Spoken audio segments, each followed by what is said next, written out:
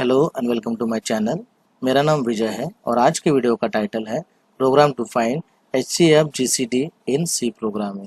तो आज के प्रोग्राम का हमारा आउटपुट रहेगा एंटर टू नंबर्स। सपोज मैंने एंटर किया 30 20, तो एक मैसेज डिस्प्ले हो जाएगा HCF ऑफ 30 एंड 20 इज 10। तो HCF मतलब highest common factor. It is also called as greatest common divisor, that is called as GCD। मतलब HCF को हम GCD भी कह सकते हैं। तो एग्जैक्टली होता क्या है? Suppose we need to find HCF of 20 and 30। ये दो नंबर मेरे पास है 20 और 30। इनका मुझे क्या करना है, GCD या फिर HCF निकालना है। तो ये रहे मेरे 20 और 30 नंबर्स। फिर अब हम क्या करेंगे, फैक्टर्स ऑफ 20। अब सबसे पहले हम फैक्टर्स ऑफ 20 को निकालते हैं। तो फैक्टर्स हम किसे कहेंगे? जैसा कि इस 20 को अगर मैं 2 से डिवाइड करता हूँ तो मुझे रिमाइंडर 0 मिलेगा।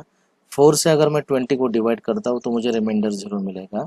तो फैक्टर्स ऑफ 20 मतलब ये सारे नंबर ऐसे हैं जिनसे अगर मैं 20 को डिवाइड करता हूँ तो मुझे जो रिमाइंडर मिलने वाला है वो 0 मिलने वाला है। तो ये रहे फैक्टर्स ऑफ 20, 2, 4, 5, 10, 20। तो इसी तरीके से हमको 30 के भी फैक्टर्स निकालना है। सो फैक्टर्स ऑफ 30, और ये रहे 3, 5, 6, 10, 15 और 30। ये भी सारे नंबर कौन से हैं जिनसे अगर मैं 30 को डिवाइड करूंगा तो रिमाइंडर 0 आएगा। तो ये फैक्टर्स ऑफ 20 हो गए, ये हो गए फैक्टर्स ऑफ 30। अब इन दोनों में मतलब 20 और 30 के फैक्टर्स में कॉमन फैक्टर्स कौन से हैं? तो वो है 5 और 10। 5 यहाँ पर भी आ रहा है और 5 यहाँ पर भी आ रहा है, 10 यहाँ पर भी है और 10 यहाँ पर है। और इन दोनों में मतलब 5 और 10 में सबसे हाईएस्ट कौन है? तो 10 है। तो इसे ही हम कहेंगे हाईएस्ट कॉमन फैक्टर। मतलब 20 और 30 का जो HCF है वो है 10। अब इसके लिए हमें प्रोग्राम लिखना है, तो प्रोग्राम का लॉजिक भी हमें देखना होगा। तो इस प्रोग्राम का लॉजिक ये है कि मेरे पास दो नंबर है, N1 is equal to 30, N2 is equal to 20। तो सबसे पहले हम क्या करेंगे, हम divide greater number by smaller number and check for a reminder. तो हम सबसे पहले फाइंड आउट करेंगे कि ग्रेटर नंबर कौन सा है, स्मॉलर नंबर कौन सा है। फिर ग्रेटर नंबर को हम स्मॉलर नंबर से डिवाइड करेंगे यूजिंग मॉडुलस ऑपरेटर। फिर हमें मिलेगा रिमाइंडर। रिमाइंडर मिलने के बाद हम चेक करेंगे कि अगर वो 0 नहीं है then we will repeat the above step until reminder become 0। तो हम क्या करेंगे, अगर मुझे रिमाइंडर 0 नहीं मिलता है तो मैं ये स्टेप फिर से रिपीट करूंगा। मतलब अगेन हम ग्रेटर नंबर को स्मॉलर नंबर से डिवाइड करेंगे, लेकिन इस बार ग्रेटर नंबर भी चेंज होगा, स्मॉलर नंबर भी चेंज होगा। ये कैसे होगा वो मैं आपको नेक्स्ट स्लाइड पे बताऊंगा। हमको सिर्फ यहाँ पे इतना ध्यान रखना है कि हमें ये स्टेप को रिपीट करना है जब तक कि हमें हमारा रिमाइंडर जो है 0 ना मिले। जैसे ही रिमाइंडर 0 बन जाता है, if reminder is 0 then the smallest number is our HCF। तो जो भी स्मॉलेस्ट नंबर रहेगा रिमाइंडर मिलने के बाद में, जो भी स्मॉलेस्ट नंबर रहेगा वही हमारा हाईएस्ट कॉमन फैक्टर रहेगा। अब जैसे कि यहाँ पे देखिए N1 की वैल्यू 30 है, N2 की वैल्यू 20 है। तो सबसे पहले मुझे क्या करना है, ग्रेटर नंबर को फाइंड आउट करना है। तो हम क्या करेंगे, find greater and smaller number. तो मैंने फाइंड कर लिया। तो उसके लिए मैं अलग से दो वेरिएबल रखता हूँ। जैसे कि ग्रेटर नाम का एक वेरिएबल लिया है और स्मॉलर नाम का वेरिएबल लिया है। कंडीशन चेक करने के बाद में हमने कहा कि ग्रेटर इज इक्वल टू क्या है 30, स्मॉलर इज इक्वल टू क्या है 20।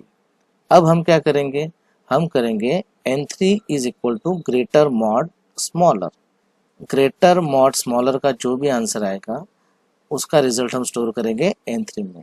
अब मॉड ऑपरेटर यूज किया है, दैट मीन्स हमें रिमाइंडर मिलेगा और वो स्टोर होगा N3 में। तो ग्रेटर की वैल्यू अभी 30 है, स्मॉलर की वैल्यू 20 है, तो N3 की वैल्यू हो गई 10। ठीक है, देखिए यहाँ पर हमने लिखा है N3 इज इक्वल टू 10। फिर हम चेक करेंगे is N3 is equal to 0। अब N3 में क्या स्टोर है, रिमाइंडर। क्या रिमाइंडर 0 है?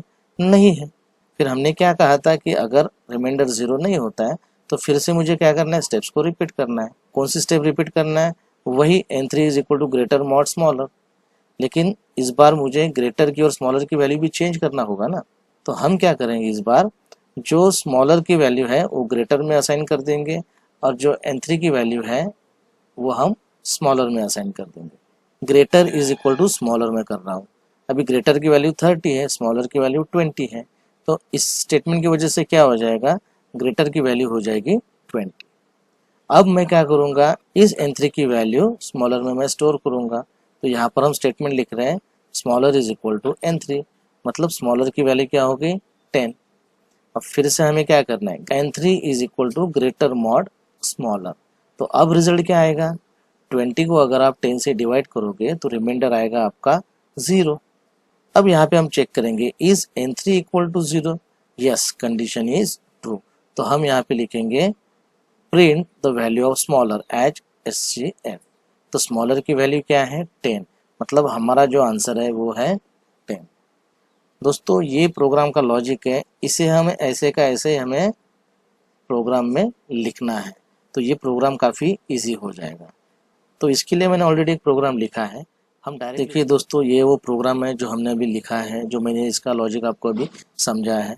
देखिए जैसे कि यहाँ पे मैंने वेरिएबल कौन से लिया है, n1, n2, greater, smaller, n3। इस प्रिंटफ की वजह से क्या होगा, एक मैसेज डिस्प्ले होगा एंटर टू नंबर्स। जो भी नंबर हम एंटर करेंगे वो स्टोर होगा n1 और n2 में। अब ये वाला जो इफ स्टेटमेंट मैंने लिखा है यहाँ से यहाँ तक, ये मैंने ग्रेटर नंबर कौन सा है और स्मॉलर नंबर कौन सा है उसे फाइंड आउट करने के लिए। अगर n1 की वैल्यू n2 से ग्रेटर हो जाती है तो हमने यहाँ पे लिखा है greater is equal to n1 और smaller is equal to n2। अगर ये कंडीशन फॉल्स हो जाती है तो हमने यहाँ लिखा है greater is equal to n2, smaller is equal to n1। फिर ये लूप मैं यहाँ पे यूज कर रहा हूँ किस लिए, मुझे क्या करना है, कुछ कोड रिपीट करना है। तो यहाँ पे मैंने लिखा है while 1। अब while 1 है मतलब ये कंडीशन हमेशा ट्रू रहेगी। तो आप कहोगे सर तो ये तो इनफाइनाइट लूप में चला जाएगा। जी नहीं, क्योंकि ये जो कंडीशन है हमारी ये ट्रू होने ही वाली है, और जैसे ये कंडीशन ट्रू हो जाती है ये वाला पार्ट एग्जीक्यूट हो जाएगा। और इसमें हमने लिखा है ब्रेक। ब्रेक क्या करता है, मुझे कंट्रोल जो है वो लूप के बाहर लेके आता है। तो देखिए यहाँ पे मैं क्या कर रहा हूँ, n3 is equal to greater mod smaller. तो यहाँ पे हम चेक करेंगे n3 इज इक्वल टू 0। अगर कंडीशन फॉल्स हो जाती है तो ये वाला पार्ट एग्जीक्यूट नहीं होगा। फिर हम क्या करेंगे, greater is equal to smaller, smaller is equal to n3। और जैसे n3 की वैल्यू 0 हो जाती है तो यहाँ पे क्या होगा, हम लिखेंगे SCF of %d and %d that is n1 n2, और स्मॉलर की जो भी वैल्यू है वही हमारा आंसर रहेगा। और ये ब्रेक क्या करेगा, ये ब्रेक मुझे लूप के बाहर लेके आएगा। तो आइए इसका आउटपुट हम देख लेते हैं। एंटर टू नंबर्स मैं एंटर कर रहा हूँ 20 और 30। देखिए SCF ऑफ 20 एंड 30 इज 10। चलो हम दूसरा नंबर एंटर करते हैं। मैं यहाँ लिख रहा हूँ 45 और 30। अब 15 ऐसा नंबर है जो 30 को भी डिवाइड करता है और 45 को भी करता है। तो आंसर इसका आएगा SCF ऑफ 45 एंड 30 इज 15। और एक तीसरा आउटपुट हम देख लेते हैं दोस्तों। तो यहाँ पे लिख रहा हूँ मैं 39 और लिख रहा हूँ फिर 7। तो आंसर आएगा इनका SCF ऑफ 39 और 7 आएगा 1, क्योंकि 1 ही ऐसा नंबर है जो सब नंबर को डिवाइड करता है। तो इन दोनों के वैसे कॉमन मल्टीपल तो कोई है नहीं, तो 1 ही है। आई होप दोस्तों आपको ये वीडियो जो है समझ में आया होगा। तो मिलते हैं अगली वीडियो में। Thanks for watching.